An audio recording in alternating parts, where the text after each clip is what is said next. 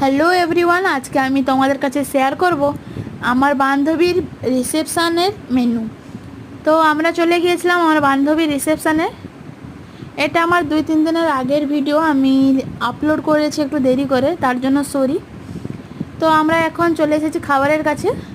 এখানে আমার বরমশাই বসেছেন। তো প্রথমে আমাদের পাত্তা, তারপর একটা জলের বোতল দিয়েছিল, আপনারা দেখতেই পাচ্ছেন।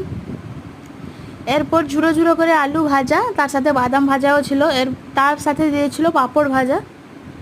তারপর দিয়ে দিয়েছিল ফ্রায়েড রাইস, আমি নিইনি কারণ আমি খাই না, তার জন্য নিইনি। এরপরে এসেছিল পটলের দোরমা, তো সেটাই আমি নিয়েছিলাম। তারপর দিয়ে দিয়েছিল কি এটা, শাক মাছের মাথা দিয়ে একটা চচ্চড়ির মতন, তো সেটাই। তারপর চলে এসেছিলো সাদা ভাত, তার সাথে ছিল ভেজ ডাল। তো ভালোই ছিল ভেজ ডালটি। আমি আলু ভাজা আর পটল নিয়ে খেয়েছিলাম, খেতে খারাপ ছিল না, ভালোই ছিল। এরপরে এসেছিল রুই মাছ। তো রুই মাছটা ফ্রেশ ছিল, খেতেও ভালো হয়েছিল। আমার পাতা এলোমেলো হয়ে গেছিলো বলে আমি বরের পাতায় দিয়েছি ক্যামেরা।